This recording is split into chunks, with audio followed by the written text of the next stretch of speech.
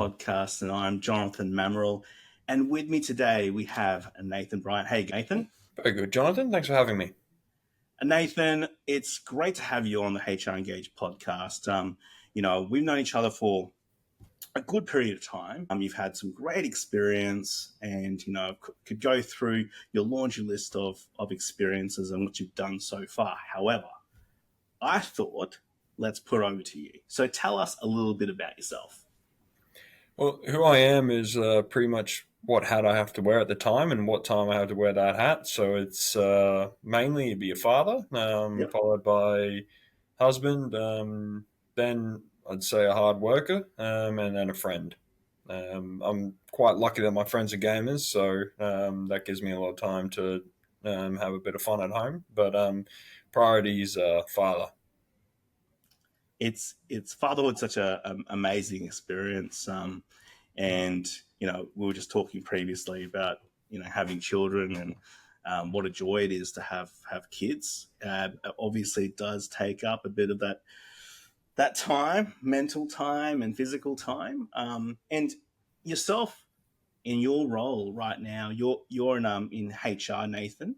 So tell us a little bit about yourself in terms of your HR role, what you're currently doing, and I suppose maybe a little bit of a rundown of your journey into human resources. Yeah, so currently the HR manager for Nauru Airlines.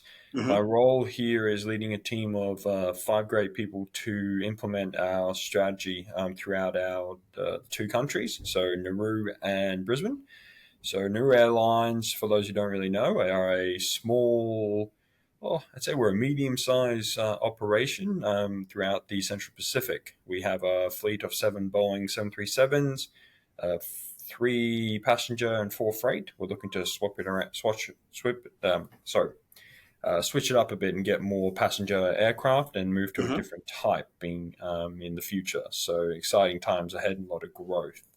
Our focus at the moment is heavily on the compliance side. Being in aviation, we have extensive rules and regulations that everyone has to follow, and everyone has to make sure that we're not just ticking the box of yes, we're doing the right thing. We have to demonstrate best practice in all that we do. So yeah, it's interesting because Nauru hasn't really had a growing HR department for quite some time. They've had Yeah. HR managers and advisors down in the past, but it's the first time we have a real department. So it's exciting, but it also means a lot of building we're currently doing. And it really fits into what I've done my entire career. So I got into human resources for two reasons. It was a chance meeting and a speech from Greg Krieg, the former CEO of Yum Foods, Yum Brands, sorry, when I was studying at QUT.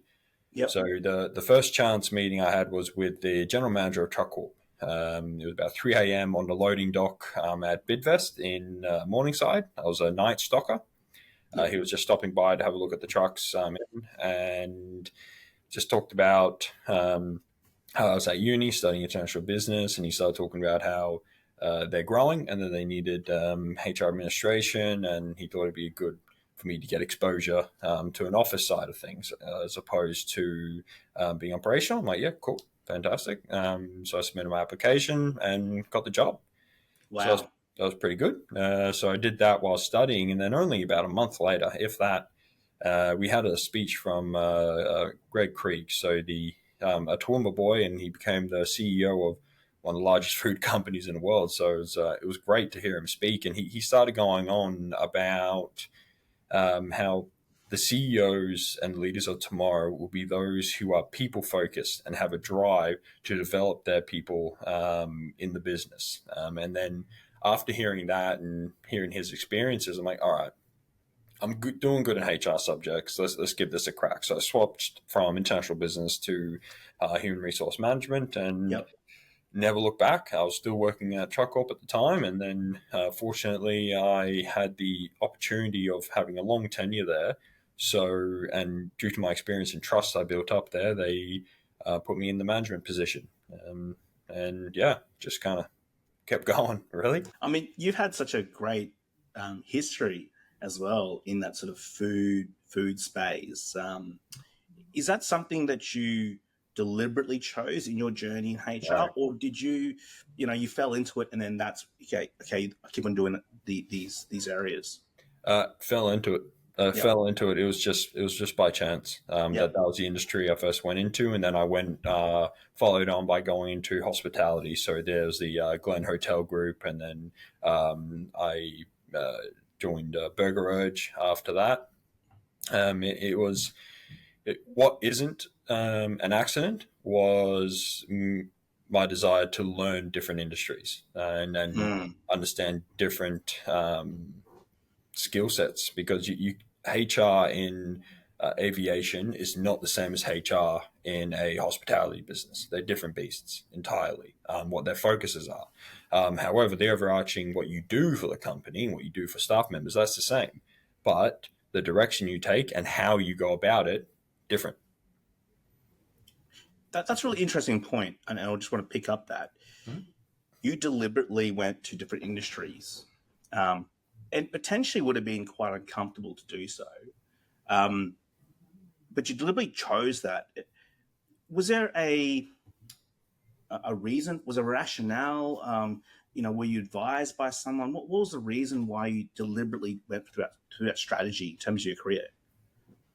I like challenges. Mm-hmm. I really want to learn, and I found that every time I was working at Truck Corp and I touched on something new, it was exciting to me. So we Yeah. started moving away from standard uh, food distribution businesses, your pie vans, that sort of stuff. At the time, there was a huge push for the like the taco trucks, Oh yes. Yep. the Yep. food van sort of things, and the markets. So we were selling all of those. But we also then started bidding to become a subprime. Sorry, to be a we got yeah. I think it was a subprime contractor for different defense jobs. So when they went Okay. into tender, they had the Ryan Metalls of the world got the main ones, and then they tendered out to different bits and bobs for people like us, our company, and going for that and seeing how we had to completely change the organization from the bottom up. It was pretty cool. I was like, wow, that so just for to try and grow the business in this direction means we have to be a different business, and that really excited me. So I'm like, oh, how am I going to do this again? I was like, go to a different business, go to a different industry, um, and yeah, I just kept learning that way, and I found that the skills and the ability to adapt to something so new and to bring what I know with me has just kept growing because um, no two scenarios, no two workplaces are the same. I wanted to ask you as well, and then you talked about your journey, but also why are you passionate about or enjoy human resources? Because you've said that you sort of fell into it, bit of advice as a packer, and you basically saw a speech which went, okay, this is where we could go. But to get into it, that's one way. But to stay in it and continue to do it, there has to be a reason. So why are you passionate about? Why do you enjoy HR? Well, same reason why I moved industries to learn something new and have the challenge. Mm, It, when you're in HR and you start doing investigations or you start implementing strategies and coming up with the strategies, you find that um, different people have different ways of doing things, and for me, I find people to be similar to a puzzle that I have to try figure out to reach the same outcome. Because in a company, you have a strategy, we need to get here, but everyone goes in their own different tangents, off in different yeah, directions. yeah. I like that. I want to talk to them, figure out how everyone can get to the final destination, how we can get to the end. So to answer your question, it's just look, I like strategizing, and I like seeing strategy involving people puzzles succeed. So it's yeah, that's what I find to be fun. I must admit, I also really do like the reviewing. Don't know why of policies and everything like that, Okay. and just seeing how at every level of my role how we can enhance the business and how we can make sure people are in the best position to succeed and achieve the strategic direction of the company. So you sort of like the puzzle part of it, trying to figure out what you say, the people puzzle, and then you also like the process part of it as well, I suppose, the Yeah. documentation. It seems to be two quite, almost conflicting avenues of HR, but you seem to really enjoy those two parts. Well, that's the Not thing, and that's exclusive to all the why. rest, obviously, but you do No, enjoy and both. that's Yeah. why I like aligning them. So, Yeah. just an example, I was drafting a overtime policy. An overtime policy for someone in the office is not the same for an overtime policy as someone in shift work or someone in on a full time contract compared to salary. Now, if you go break it down again to the individuals, someone will read an overtime policy in shift work and interpret entirely different as someone on the same shift. Mm. And it's about creating a picture of what is best for everyone, what is best for both parties. So it's not just so much here's the rules, do that, or tough luck. It's about Yep. saying Yep. overtime can be achieved to both get some staff members some additional income, but also tick off some big ticket items for the company and make sure that emergency situations are handled. So it's that's why I kind of like to align them.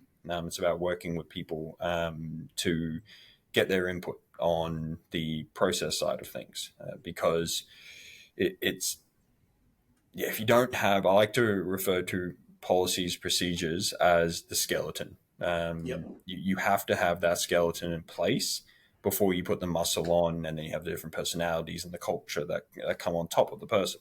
So, if a company is a person, so you have to have those skeletons in place. So, yeah, making sure that they're positioned in such a way that it will not hinder anyone, and at worst everyone will just read it and be like, cool, it's a policy, move on. But you really do want it to enhance rather than implement rules and restrictions on people.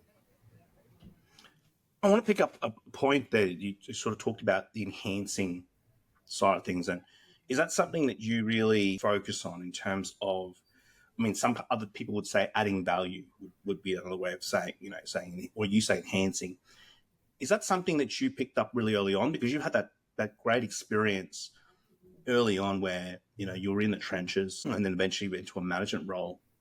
Is that something you sort of learned early on, and then sort of brought that through? Or Yeah, do you think that was something that really only came in like the last 5 or so years, in terms of human resources? I think I wanted to do it early on, but Yep. I only had the skills to do it later on. Mm. So when I was, of course, as I say, I was in the trenches. I was working nights. I found a lot of stuff to be unnecessary. I just kept my mouth shut, kept doing my job, no problem. But Yep. I was looking at things. I'm like, I feel like they could have done that better. I feel like you could have done that better. I feel like you could have spoken to this person, and they would have told you that was a bad idea. But I made those same mistakes early in career. I didn't engage with stakeholders. I didn't review the proper historical context of why those rules were in place, and I just kind of went in. So I found that to enhance people, you have to ask why, the why they're doing it, and what will make them do it better, because they know. Most people will Mm. know. They're not fools. It will just be a piece of equipment. It could be who their colleagues are. It could be their current knowledge base and or their motivations. There's, you know, you, it's very important to talk with people and communicate to find out exactly what they're after, look at what the company is doing and see what the company can do for them and what they can do for the company. And that's a relationship, and just keeps going around and around. And that's how you have a thriving organization of people constantly trying to enhance their skills or enhance their personal life. It can really Yeah. be, if they're enhancing their personal life, it really can have a positive impact on their professional one. So it's just making sure that people have the tools and the environment and resources to be able to really improve. There's a lot of early career or sort of junior HR practitioner are going to be listening to this podcast. So if you could go back, because you sort of mentioned that just before, if you could just go back to early career you, what advice would you have for early career Nathan? Not seeing as I fell into it, not really applicable to me, but what I would advise is do not, for those who want the university route, do not knock graduate roles. I think they are an excellent segue into the industry. Do them for a couple of years until you're no longer in a graduate role, and then you're fortunate enough to be promoted into a administrative coordinator, advisor, whatever it would be. Then look at going to a medium-sized business, not one of the megas, not a billion-dollar corporation. Go to a medium-sized business under someone. Make sure that there is someone in the role that can mentor you. Yep. Because in a medium business, unlike one of the large billion-dollar or a few $100 million businesses, you can wear multiple hats at that lower level. You can touch on multiple different aspects of human resources rather than being put into one avenue or pigeonholed or something like that. It's just, you can do a lot instead of just specializing in one thing. When you are a generalist and you've had experience with disciplinary, hiring, contracts, ER issues, IR negotiations, when you've touched on, when you look at the HR, what we call the Australian Human Resource competency framework, and you've touched on most of them, and which you would in a medium role after a few years, then you can say, all right, I really did not like this, or I really like this. And then you can start tailoring your career to go down that pathway.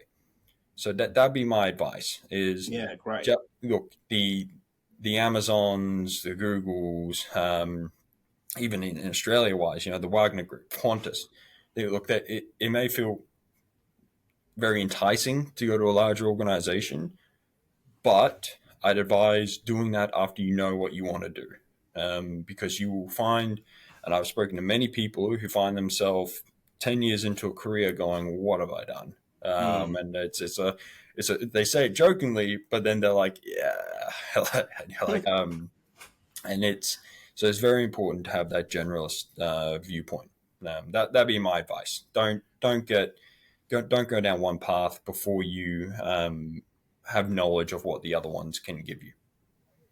It's a really difficult crossroads some early career practitioners in HR have to face, because you have the situation where you do have large organization with grad roles and a beautiful training program.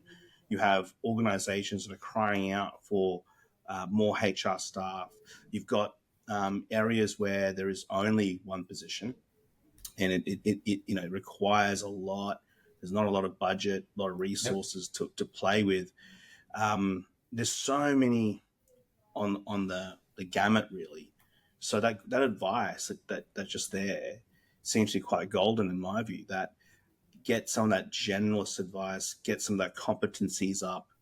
Probably from there, you're probably figuring out which one you sort of gravitate towards, and then obviously make decisions as you see fit. Is that sort of what you're saying, Nathan? That's exactly what I'm saying, because what I've discovered is I'm very good at some things, and there's some things that, although I'm competent at, I really don't like. And I'll say it, I don't like recruiting.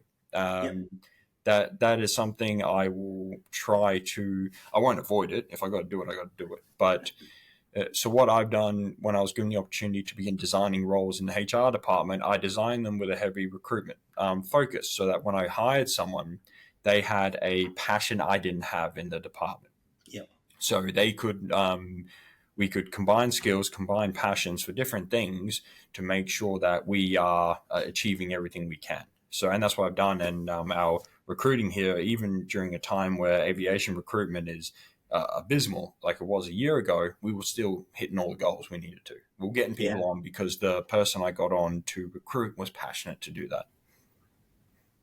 I think that passion is it's still something that you need to be in this area in Of course, no, you HR. have to. When you're dealing Yeah. with people, doesn't matter how old or how experienced they are or in what seniority, they can sense your lack of passion. And if you're not Mm. dedicated when you're chatting to them about something that will affect them, and if you're in HR, most of the things you do will have impact on multiple stakeholder groups, multiple employees.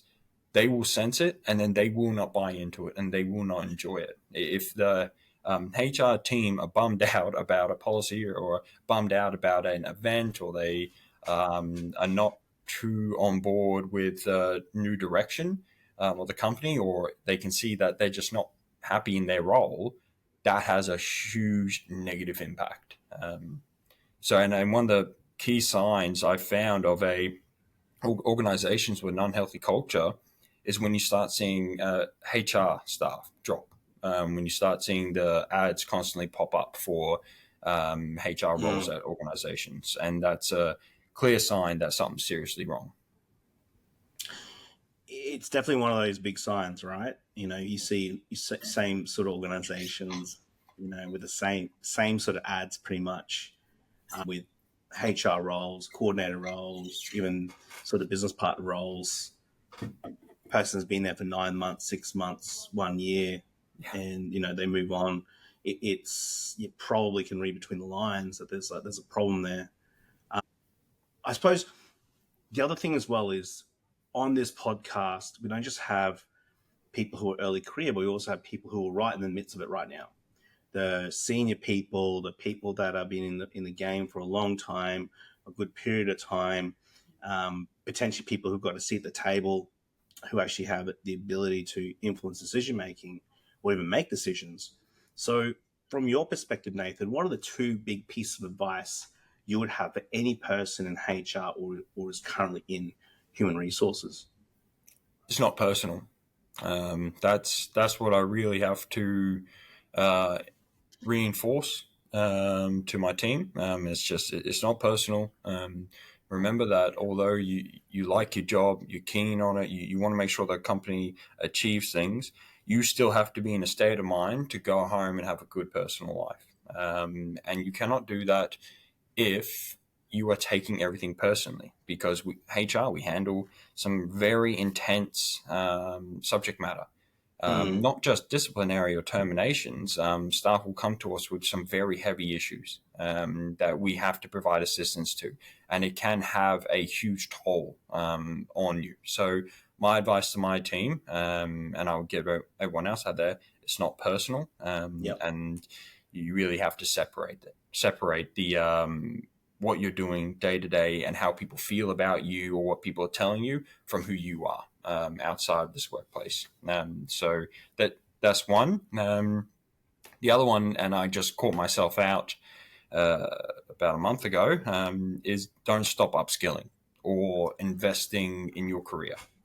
So Yep. that's one that I got caught out. So I realized I let my uh, certification lapse. I wasn't updating the AHRI portal on what I was studying, and I just got a nice little email saying, "Mr. Bryant, you're a bit behind." So I yes, I jumped on. I'm ticking all the boxes now, Yep. but even just reviewing stuff I thought I already knew. There's updates. There's constant updates. So it's very important to keep yourself across all the new theoretical skills, but also review articles that are coming out. So any Fair Work decisions, articles by people like yourself, Jonathan, your latest one on the was it Yep. forced resignations that came out recently. Um, Information like that gives you a footing when it happens to you. Mm. So I suppose like third piece of advice is it will happen to you. If there's another one. So it doesn't matter how lucky you've been in your career, you're gonna go to Fair Work for. I hope you don't, but assume you're going to go to Fair Work. Assume that you're going to have an emergency situation in the workplace. Assume that there's going to be disgruntled employees. Assume that there's going to be bullying, and then you have to put your best foot forward to prevent it first and foremost, but have the confidence to handle it afterwards. That's a So really good three of them. piece of advice. No, it's a great piece of advice, because I think we I think a lot of us get really caught up. I think that first part where you say it's not personal, we get caught up Mm. in it all. It's a very, what you guys do in HR is intense. It can be intense, and there are parts where it ebbs and flows for sure, but there are definitely some really heavy conversations. And we're not just talking about, staff going downwards, but also upwards as well. There's heavy conversations upwards as well. And they are, it's very easy, I think, for people to take that on their shoulders. And I think we've seen that, Nathan. I think we've seen quite a few people. And I know there's a lot of content out there, even laws that have been designed basically because of these reasons, right? There's a lot of all these issues happening, not just in HR, but in other areas. And I think, but with HR, you really at the coalface of it. There's a lot going on. And I think that second part about the upskilling as well, just being, able to go, hey, don't stop upskilling. It's really interesting because HR didn't really have, for a very long time, that professionals tag. It didn't have that professionals tag, and didn't, a lot of the, I suppose the education was quite ad hoc, informal to some extent.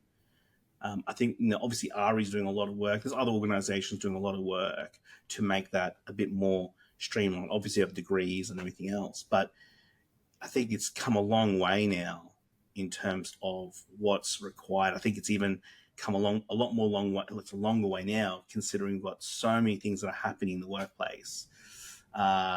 Those skills need to be really up to date constantly, don't they, Nathan?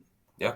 No, it's we live in a time where new rules are coming out almost every other month. And they aren't just little amendments to awards here and there. These are major changes to workplaces, especially if the latest one being right to disconnect. That's a huge shift in what we've done, because I'd wager majority of contracts people have would say your wage.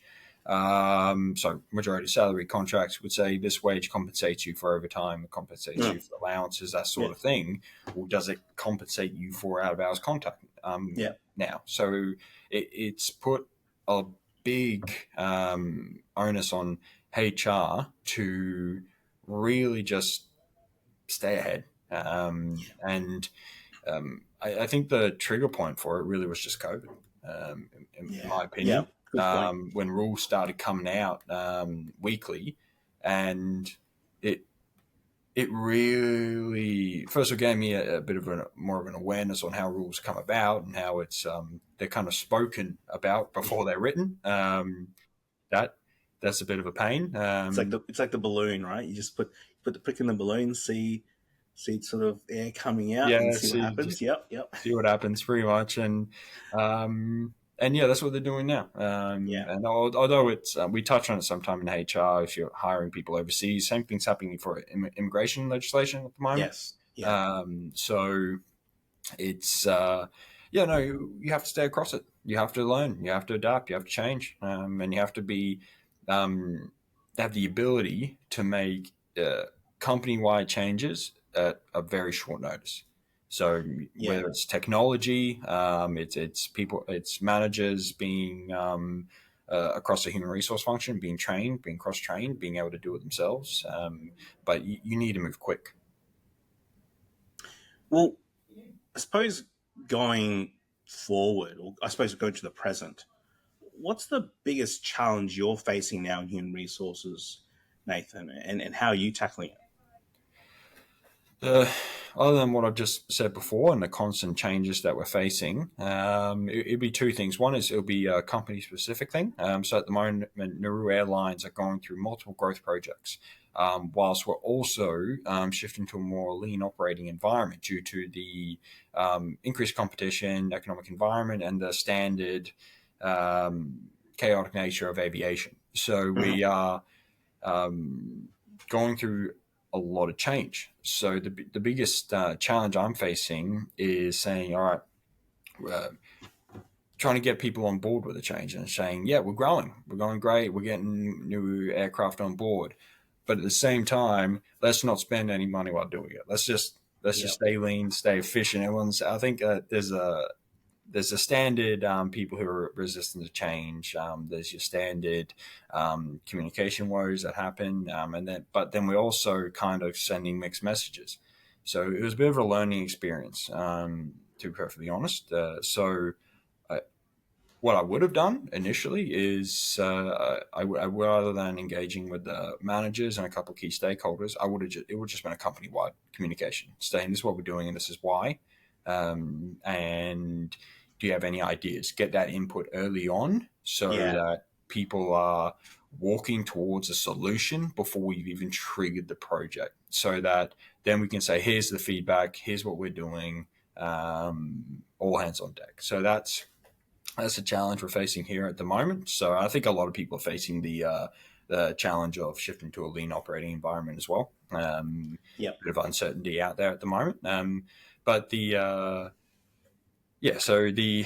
one would be bit of a cynical response. It'd be everyone's an expert in HR now. So Google, and I blame AI, ChatGPT, are really, they're not capturing the whole Yep. picture. So as you know, like, yes, there's the award, there's the NES, there's Fair Work, but then under the iceberg is all the Yes. cases and everything underneath it that formed it, and the why, the context, and so someone says, oh yeah, but the Fair Work website says yes this. I'm like, yes, but if you click on the individual award, or if you go to this, or if you go to this case, you will see that that was actually amended and is currently being challenged, or that actually means this in this context. And that's the challenge I'm going through. I'm finding that our team are fielding a lot more questions now than we have previously. And I don't think it's just because I swapped industries to aviation. I don't think there's more questions because of that. I think it's because the wider Australian workforce have access to a lot more information just without the context. So that's Yes. probably a bit more of a cynical response. I think that's a bit of an issue my team's facing. But No, I agree with that, Nathan, because you have a lot of people that will just sprout out this stuff from ChatGPT, and or even just saying Fair Work has said this, and no real clarity about whether it's a commission, ombudsman, or whatever, or even just the third party, right? Yeah. And it's what yeah, sorry. No. It's that situation where the access to more information has it might cut people off from the context of the information. So there's an overload, and people aren't picking out the correct piece. And you can only really do that if you've been doing it for a career's worth. That's how you learn, and how you can get the tools to say, go to this site, go to this link, go to this commission, go to that. That's the way you do it. And then saying, do that research, then come back to me. Well, I don't think the value is in the information anymore. I'm not sure if it's the values in the information. I think there's still, I suppose, value in it, but it's very easily accessible. I think it's, especially in human resources, I really think, and anything sort of around human resources, I think it's really about how that's applied. So we're sort of talking about, we're talking about industrial relations and employment law and that as well. But even, recruitment, right? If you look at recruitment, which is one you don't love, right? Of course. But, if you think about what ChatGPT could do for you on recruitment, sure, it could do all those position descriptions and a few other things. But to really get you on board, I'm going to really have to convince you, right? Like, that's it. Like, that's the main thing. I might initially come and, apply for the role because of a PD or because of it sounds pretty good, the ad. Yep. But that's not going to get me over the line. What's going to be over the line is going to be essentially a conversation with someone or people, right? Also, you got to be careful from a recruitment standpoint, because if a industry body or regulator such as CASA or the international one IATA find out you were letting AI go through the key selection criteria of a aircraft engineer, they'll be held to pay. Yeah. You need a qualified and experienced professional to review an individual's qualifications, make sure they align with the key selection criteria, have a chat with them, and verify the information as yourself being professionals. That's why the panel has to have a senior engineer and just a qualified HR professional, because I wonder when will that barrier be broken down, because obviously that's regulations, right? So we've got regulatory bodies that essentially are protecting an industry from itself and other people, right? So you've got how to deal with ethical dilemmas, moral dilemmas, how to in a professional sense, how you're supposed to conduct yourself, what type of certificates and licenses and degree qualifications you are required as a base minimum to provide advice, or whatever the situation might be. Do you think, because HR doesn't quite have that, doesn't have a regulatory body, it has certifications, but doesn't have really that regulatory body. Do you think human resources are potentially a bit exposed, at least in the near future, or do you think it will still hold true that the way that's applied and the experience of people and how they talk to people is still going to be very important? I think a regulatory body is coming. I think that you look at on how we're assessed and how we are judged to be a qualified professional and able to undertake the tasks, and to a point where CASA will say, is this individual XYZ level? And the body will say, yes, they are, tick, you view.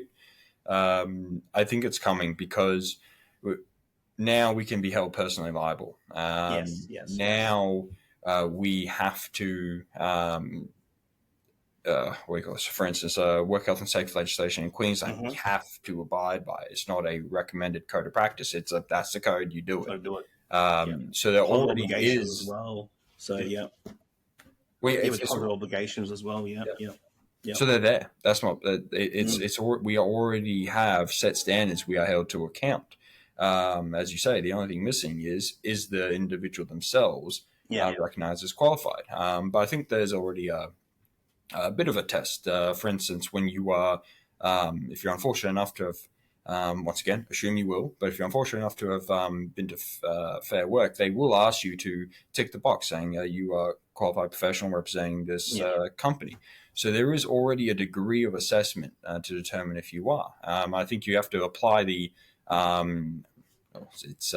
I'd use the reasonable person test, saying would a reasonable person say that you, with your qualifications, your experience, able to represent an organization of this size and complexity, so I believe it's coming.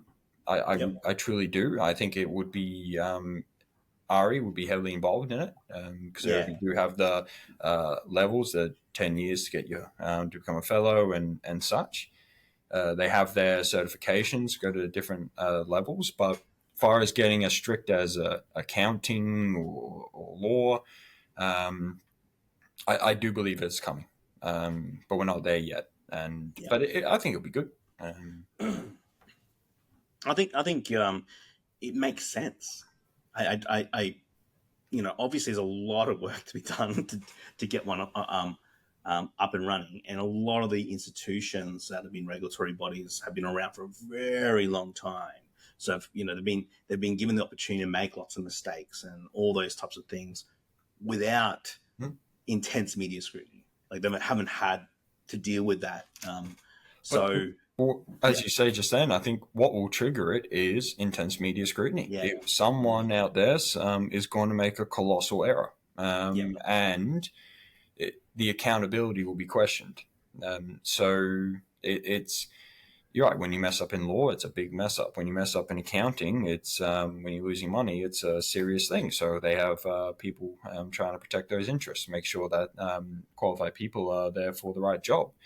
But yeah, it's around the corner. Huge body of Mm, work, as you say, but it's coming. I do not see why it wouldn't yeah, come. yeah. That's the other way to look at it. When you're dealing with people, lives, contracts, workplace injuries, it comes a point where you say, well, hang on, who is in charge of this, and can they be in charge? Nathan, you've got experience in HR in food, hospitality, airlines. So, what's the one thing about human resources that people might disagree with you about?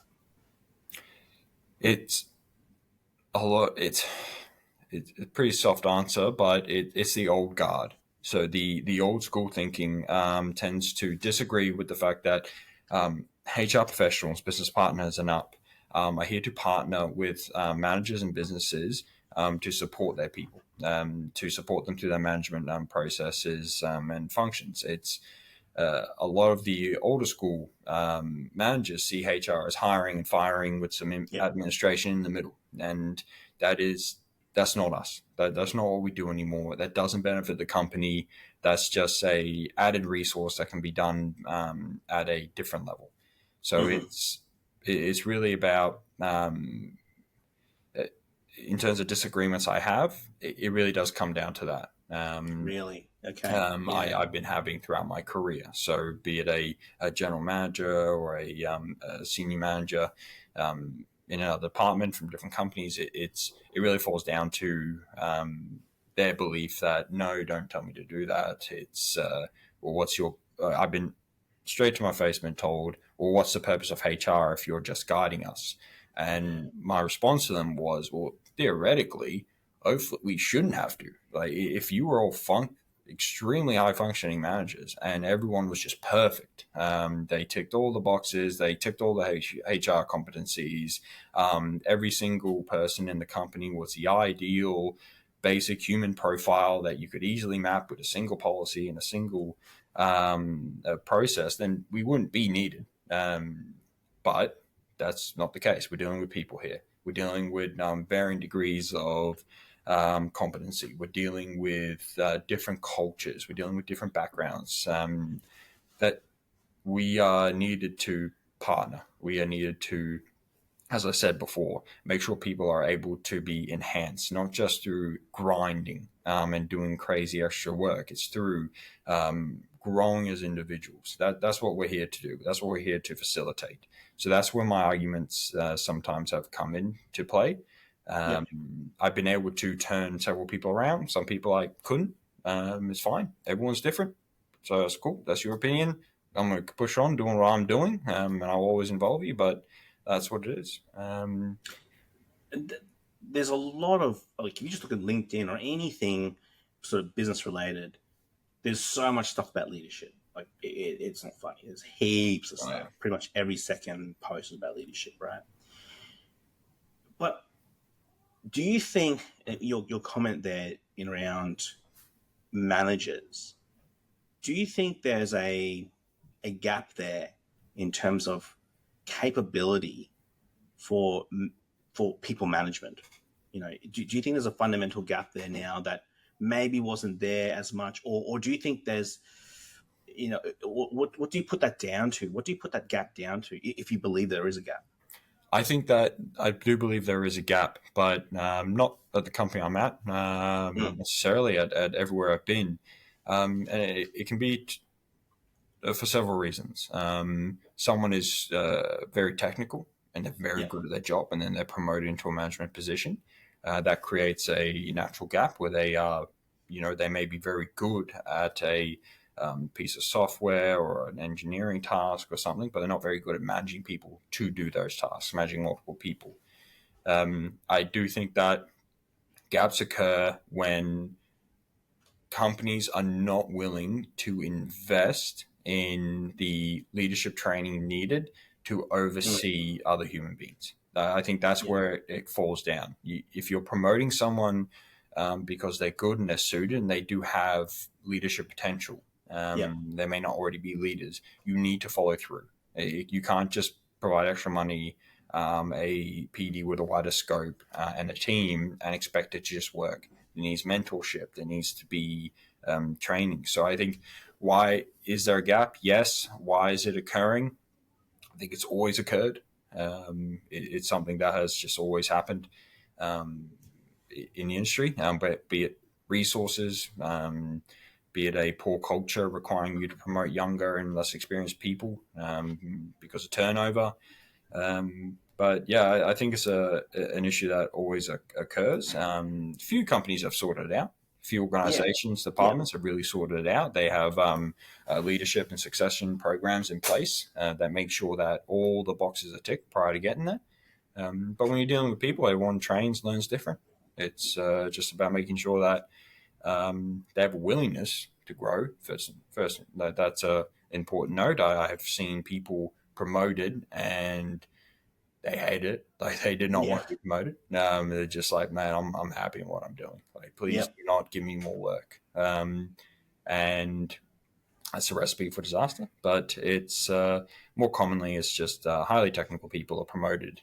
From what I've seen, could be I come Yep. from a very hands-on environments and operationally. So that's what I've seen from my experience. No, that's some great insights, Nathan. So we have a tradition here at the HR Engage podcast, right? So basically, we call it the rapid fire questions. Ask you a couple of questions. Basically, say the first thing that comes to your mind. You ready to go? Yep. Awesome. All right. First rapid fire question. What is your favorite movie, Nathan? Lord of the Rings. Yes. Fellowship Return or Two Towers? Lord of the Rings. All three. All Lord, three. Lord of the Rings. The trilogy. The Yep. trilogy. At once. Yep.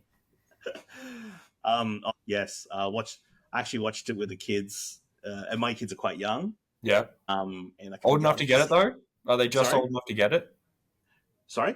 Are they just old enough to get it? Like, The eldest ones are my eldest is 9, and then two other the next the two number 2 and 3 the twins are 8 years old. The youngest one no, but those three you're getting it. And I kept saying, hey, did you see Gimli?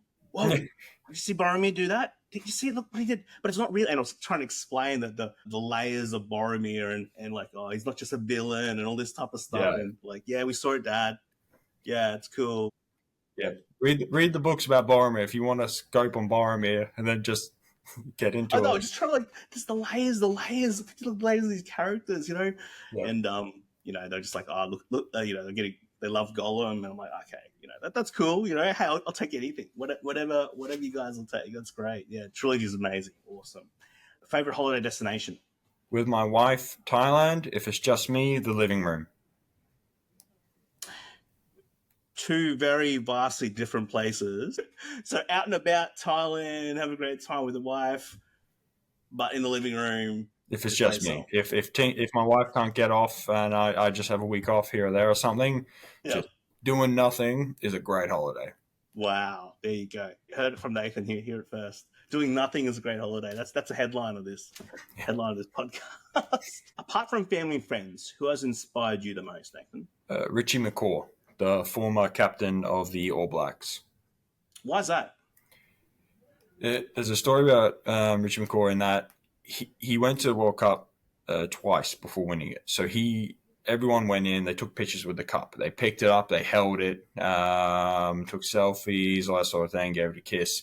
He refused to step in the room with it. He's saying the only time he's going near that trophy is if he wins it. I'm like, that was pretty heavy. That's commitment. He knows, and to me, that's just like, he knows exactly what he wants to do. He has a goal in mind, and he's nothing else will do. So that was impressive to me, and also the leadership he proved. And I'm sure you would have heard of the 10 tenets that the All Blacks live by, or maybe 15.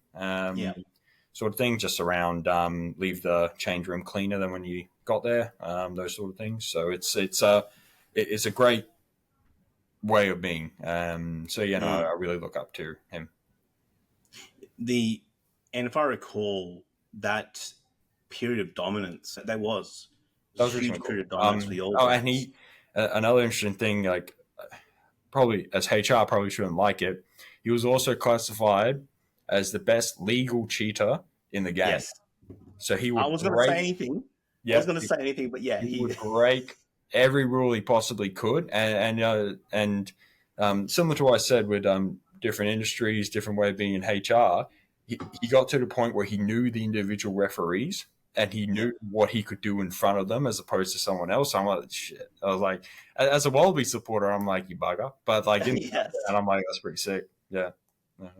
So Well, yeah, he was known as a very. I was going to say anything, but yeah, you brought it up first. He was one of the dirtiest players, mm, but he led this huge period of dominance for the All Blacks, but um, fell at the final hurdle quite a few times, yeah. and to then continue to go back, not like just dominating for just huge periods of time, and then basically losing one game at each try. It must be so demoralizing. Yet he just kept on going. No, Yep. gonna push And through all through. that, yeah, he didn't step foot in the room, wouldn't look at it, No, wouldn't touch it.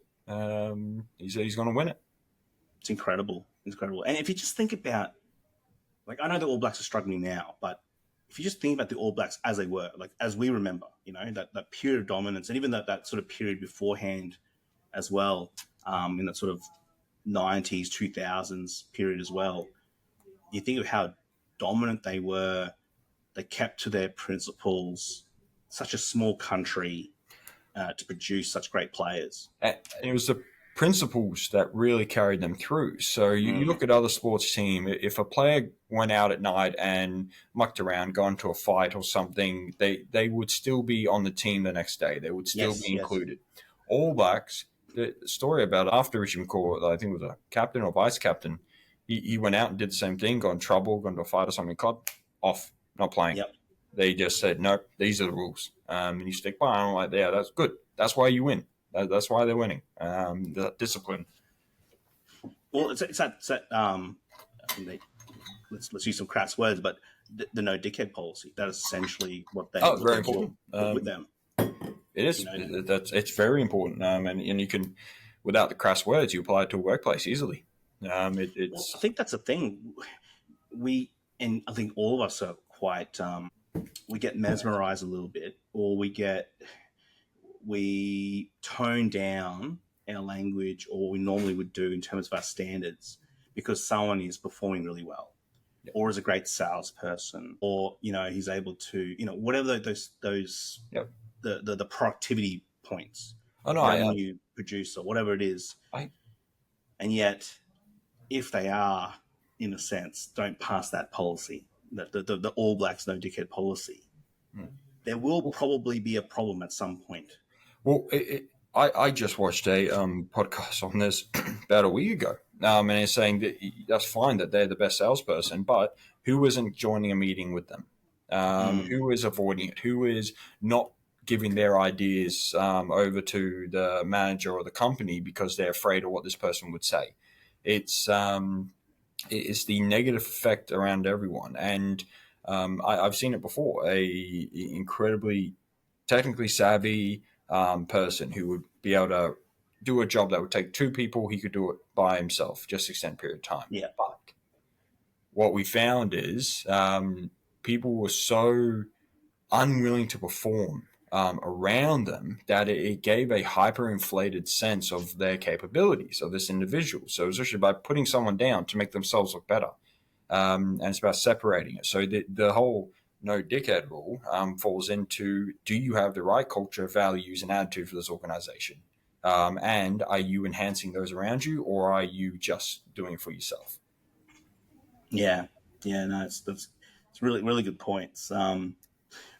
Another rapid fire question: what is the thing you do outside of work that you're passionate about or keeps you going? Oh, look, uh, apologies to my wife and family, but I like gaming. You did sort of give that hint earlier today, Yeah, straight but off. yeah. So Yeah. gaming. Tell us about gaming. What do you do? Oh no, I just get onto Discord with about 10 other people that I've known since I was either in higher, well, middle school Yep. or uni, and we just play. But the beautiful thing I do like, and what my wife doesn't appreciate, is they've all become quite senior in their own right, in their own roles. So if I have an issue at work, I get the brains trust together, Yeah, and yeah. we go over it, and yeah. So it's I'm not gaming, I'm just having a meeting. Is what I try to tell my wife, but in reality, I am Okay. gaming. I like the old school classics. I like PUBG. That's good fun online. I don't do a lot of the new ones because the anyone under the age of 21 absolutely dismantles me. Yep, yep. And it's just no point playing. They're pretty good. They're pretty good So, now, eh? oh, it's just no point. There's just no point. I'm yeah. All we can do in Warzone is just get the shields and huddle together. Yeah.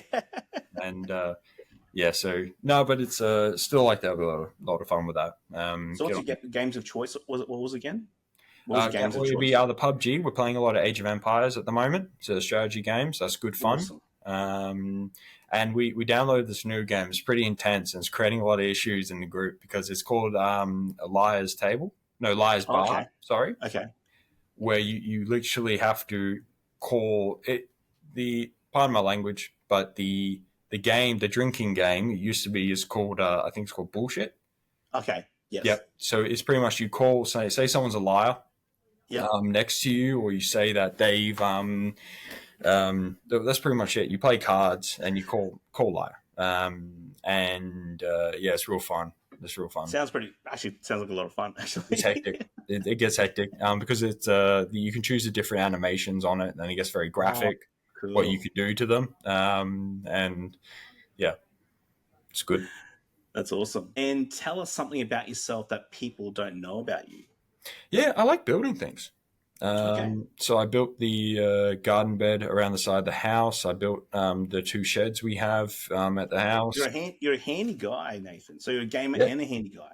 I really like it. I really like building. I built a lot of the different cat stands we have. I put up the Yep. put up the cat mansion out in the backyard for them to sleep if they want to go outside. And yeah, just different handy tools and coat racks and stuff. Awesome. Great. Some closing questions for you, mate. If you could recommend a book, movie, TV show, or podcast to listeners, what would it be and why? I don't really have my favorite movie to watch. The The trilogy. yes, the, the book I would recommend to read would actually be a series of books, Okay.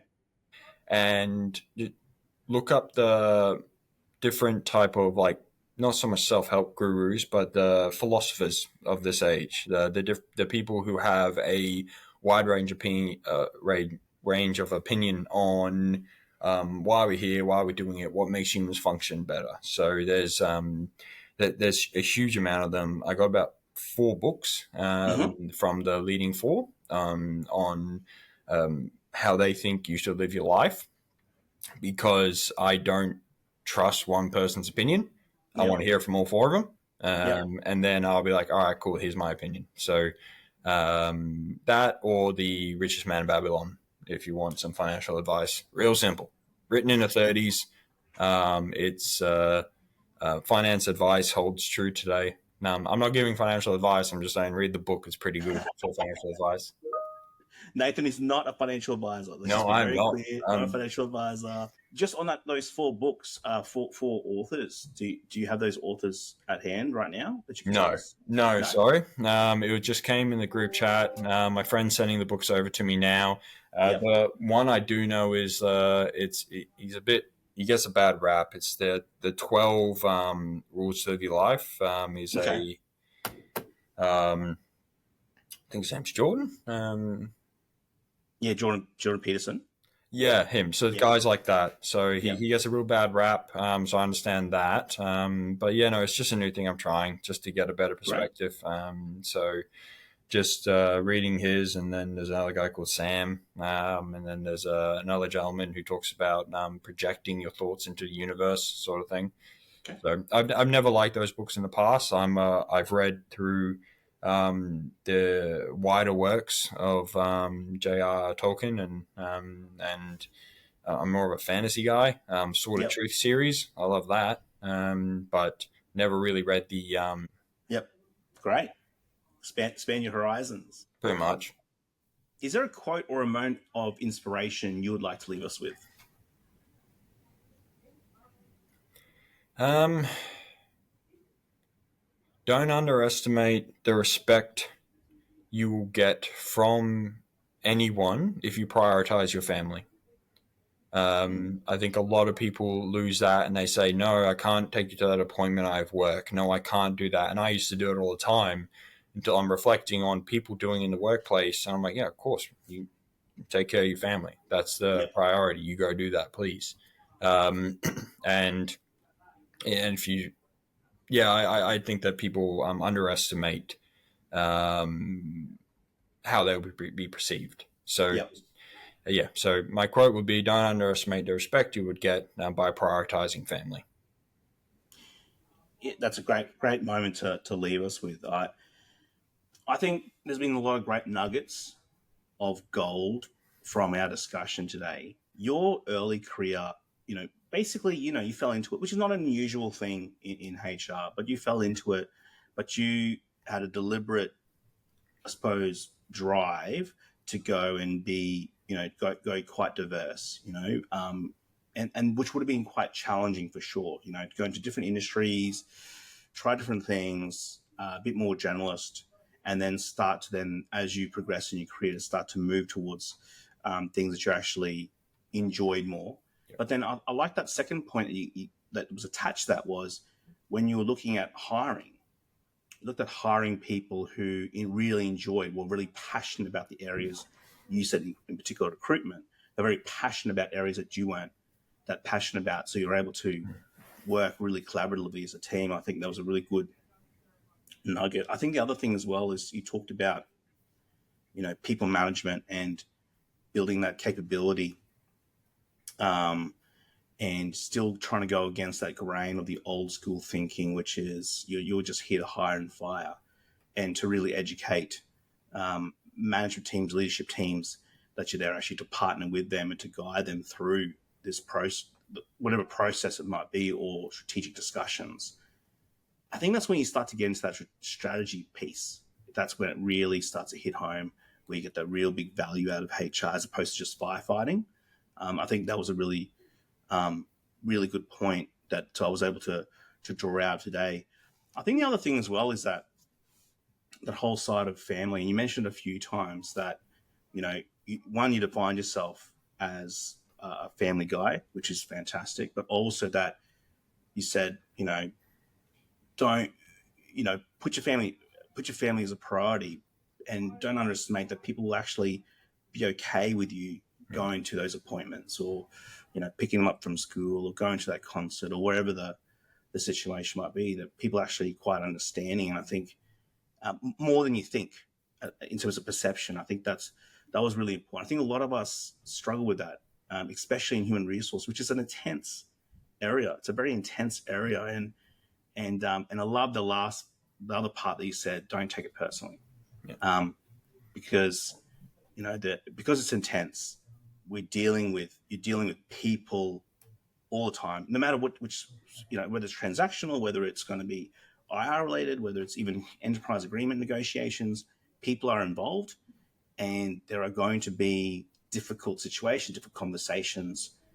If you take that personally, you bring that home, it's just going to breed problems down the track. And also, you're just not as you don't add as much value, and you're just not as effective in the HR team. I thought there were some really good points there, Nathan. Thank you so much for coming along, mate. No, no, thanks for having me. That's been good.